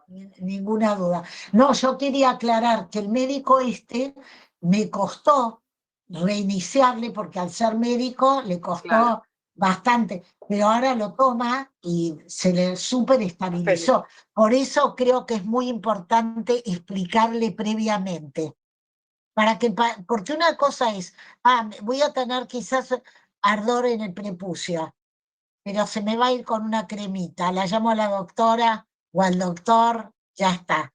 O de repente se encuentra con ella y dice, ¿qué me pasó? ¿No? Y el susto. Sí, sí, o como pasa con la metformina, que yo tengo montones de pacientes, muchísimos, seguramente les habrá pasado a todos, que te llegan pacientes que hace años que los están estudiando por una diarrea y nadie le sacó la metformina o le cambió la formulación de metformina, ¿no? Y nadie tampoco le había avisado que este fármaco le podía generar diarrea. Entonces yo creo que siempre que uno anticipa el efecto adverso, es ganancia total, o sea, se anticipa a explicárselo totalmente, totalmente. Sí, sí, no, eso es muy importante. Muchísimas gracias. Hay otras preguntas del público que hacen. El doctor Juan Carlos More pregunta, ¿alguna evidencia de comparación de ISGLT2 y finerenona en enfermedad renal crónica? Comparación no, la finerenona se puede agregar y mejora, sigue mejorando, digamos, baja el evento residual, digamos, pero no, comparativo uno con el otro no. Y también aclarar que los trabajos de finerenona no son en prevención de enfermedad renal, o sea, los pacientes tenían enfermedad renal en los trabajos, ¿no? O sea, comparativo en prevención no, porque los trabajos de finerenona ya tenían los pacientes diabetes tipo 2 en los trabajos y tenían enfermedad renal. No es como el... Pero igual tampoco tenemos, en realidad... Pero tampoco comparativo, ¿no? Claro, porque tampoco que es comparativo, porque en prevención, cuando tomamos Decler, son estudios cardiovasculares, o sea que no hay comparación, ¿no? Nadie hizo, le doy uno, le doy el otro, y yo no creo que eso se haga, porque en realidad creo que el concepto actual es sumar, porque tiene mecanismos todos muy diferentes, ¿no? En diabetes. No es el mismo mecanismo el que tiene el CGLT2 que la finerenona, ¿no? Pero, digamos, yo creo que finerenona es para sumar, es excelente. ¿Y para quién lo sumaríamos? Para el paciente que con el CGLT2 o quizás con el GLP-1 también sigue teniendo proteinuria, y ahí le agregamos para bajarle la proteinuria. Sí, yo creo que el paciente que ya está, como mostramos en la guía, ¿no? Que ya está con IECARA-2 a la dosis máxima tolerada, ya está con ese GLT2 y persiste la albuminuria positiva, es más para finerenona. Y persiste la obesidad o el mal control metabólico, es más para GLP-1, ¿no? Quizás esa sería hoy la diferenciación en la cabeza. Y si siguen las dos cosas, damos las tres. Sí. ¿Qué te parece? Y sí, porque si no el riesgo va a seguir, o sea, la verdad es esa, el riesgo sigue avanzando. Bien, el doctor Ricardo Velázquez. Adelante, doctora. No, no, Mayra, no te escuché lo que dijiste. Ah, ya. No, que viene otra pregunta. El Ah, doctor Ricardo Velázquez les dice saludos y felicitaciones. ¿Hay alguna experiencia en pacientes monorrenos? en trabajos no está especificado, pero yo tengo pacientes Sí, yo monorreno también. que les he dado. Sí, Sí, yo lo también. doy. Sí, Sí, yo sí. también tengo monorrenos y aprovecho otra pregunta que vi por ahí, que es la típica que siempre aparece del post-trasplante, que sería también un ejemplo de paciente monorreno, y que quizás hay un poquito más de trabajos chiquititos y sin duda no es para las primeras etapas en donde el paciente está recibiendo altas dosis de inmunosupresión, más riesgo de infecciones y tiene más riesgo de rechazo, digamos, toda esa etapa sería por ahora como para pensar en un inhibidor SGLT2, pero cuando el paciente ya pasaron años del trasplante, está lo más bien, está compensado, creo que si hay un ejemplo de hiperfiltración renal, como dice Alicia, le he escuchado un montón de veces, es el paciente monorreno. Entonces, ese paciente que esté hiperfiltrando como una locomotora que echa humo, es un paciente que se alivia mucho la carga de trabajo con un inhibidor SGLT2. Sí. Y hay muchos pacientes operados de tumores renales, yo tengo Sí. varios, que encima son obesos y el riñón está full. Uh-huh. Y sí, y andan muy bien, se les estabiliza un montón. Yo en Uh-huh. trasplante, yo no hago trasplante, quiero aclarar, no soy trasplantor, atiendo pacientes trasplantados y tenemos algunos en común. El paciente sabe que es off-label porque no hay todavía las normas CADIGO, no lo aconsejan, eso hay que Uh-huh. aclararlo, pero charlando con el paciente, porque tenía algunas cosas de cierto riesgo, con la médica que los atiende y con un médico que los atiende también, y andan bien. Pero van a aparecer los trabajos. Sí, La velocidad de la incorporología con estas drogas fue logarítmica. No sí. pasaron ni Sí, 12 años, ¿no? Es, sí, yo así es. diría Han que la hecho, pregunta clave para cerrar es, ¿a quién, a ver, mm, Flor, ¿a quién no le darías? Elijo una a quien no y después seguí vos, ¿eh?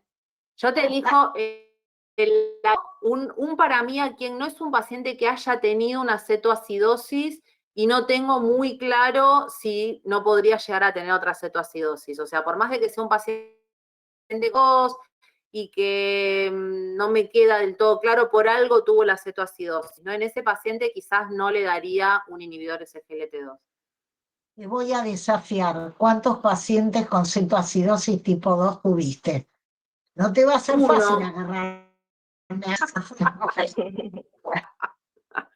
Vamos a Uno hacer, solo. no lo vemos al público, la mano. Vos querés que yo invente algo, pero no, no, te quedó a vos la pregunta. No, yo creo que hay muy pocos. De verdad creo que Sí, hay hay muy poca pocos. patología. Sí, por ejemplo, que es muy sencilla de solucionar y que realmente es un paciente que uno no conviene darle hasta no solucionar la fimosis. El paciente con Nazi, fimosis se va a complicar nazi, desde el punto de vista nazi, micótico, ni pero se te mira, ocurre. como dé lugar. Así que primero hay que mandarlo a solucionar la fimosis, después, digamos, es una pregunta que hay que hacer, ¿no? Que también es de la práctica clínica y que quizás uno no tiene en cuenta hacerla y es súper importante tener en cuenta hacerla porque ese es el paciente que también se complica. Un paciente ¿Sabés sondado cuál? Yo te iba a tampoco, decir uno sondado o una gran hipertrofia prostática, sí, con algún que tenga mucho episodio de riesgo de infección retención de urinaria, orina eso y hay que... todavía. Exacto. Esos son los casos que digamos, por ahí se va a complicar la cosa, pero si no, la verdad que. No, y bueno, está demostrado que la gente que está circuncidada prácticamente no existe la infección, ¿no? Y Sí. ahí habla de higiene, digamos, de higiene normal en el sentido de que puede tener gérmenes en la piel, digamos, ¿no? No, ¿Mm? no digo higiene de estar sucio. Ujú, Entonces hay que aclararlo y que tome líquido. Eso es ujú. fundamental para que diluya. porque a la Cándida le gusta el azúcar, a mí también, No, ¿eh? después la otra cosa por ahí es el paciente que está haciendo dietas cetogénicas, que siempre lo hablamos también, que Bueno, por ahí es una situación, ahora está muy de moda, las dietas keto. Entonces, ese paciente que ya está él proponiéndose estar en cetosis, teniendo diabetes, no, tampoco no es un buen candidato para. Pero no, bueno, por supuesto. estamos spoileando el tercer encuentro, me parece un Sí, poco. sí, Sí, sí, por eso sí. no te, por eso no te contesté la pregunta del paciente, no te contesté por eso. No, yo creo que la pregunta es que hay muy pocos que no, la verdad.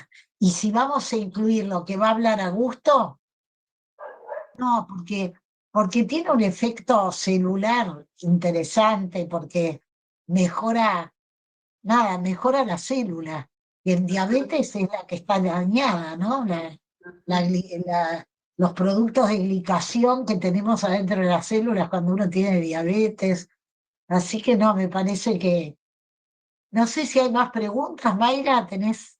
Ah, Sí, hay más preguntas, de todas maneras, pudiéramos responder alguna más y de todas maneras, como vamos a tener más encuentro, podemos seguir conversando, Guardémoslas, No, podemos nos podés guardarlas. pasar y aprovechamos varias pasarla preguntas y para la, armar. Hay una pregunta que reiterativa que es con la dosis, con qué dosis iniciar, con qué dosis utilizar, es lo que están más preguntando. Y bueno, ya otras preguntas interesantes que sí las podemos ampliar para los próximos encuentros. Y quiero de verdad felicitarlas a las dos por haber estado con nosotros en este webinar tan importante, decirle a los participantes que forma parte de esta la primera sesión del curso que se está realizando, auspiciado por ADIPER, va a contar con certificación y para ser certificado amerita que los participantes no solamente asistan a los 4 eventos, sino que también participen en la elaboración de preguntas, interactúen para que puedan recibir su certificación. Entonces vamos a tener 3 encuentros más. El 11 de abril a las 8 de la noche estaríamos hablando de estratificación del riesgo en pacientes con diabetes, cómo evitar o retrasar las complicaciones cardiovasculares. El 9 de mayo, también a las 8 de la noche, hablaríamos de controversias y dificultades en el manejo del paciente con enfermedad cardiorrenometabólica. El 30 de mayo a las 8 de la noche hablaríamos de individualización de los tratamientos de la diabetes en diferentes etapas de la enfermedad. Entonces, de verdad que para mí es un gusto haber estado con ustedes, haberlas presentado y nada más me queda invitar a todos los que están participando en este curso que se unan a nosotros en las próximas sesiones para seguir discutiendo todas estas interesantes preguntas que algunas no las hemos podido por razones de tiempo, pero de verdad muchísimas gracias a todos por su atención y bueno, los esperamos entonces para la próxima sesión. Muchísimas gracias, doctora Flor, muchísimas gracias, doctora Alicia Elbert. ¿Ok? Bueno. muchas Gracias, gracias por Mayra, la gracias, Alicia, y invitación. gracias a todos Espero los que que están del hayan otro pasado lado. lindo y que la hayan aprovechado. Un beso para todos. Ok. Buenas noches. Buenas noches.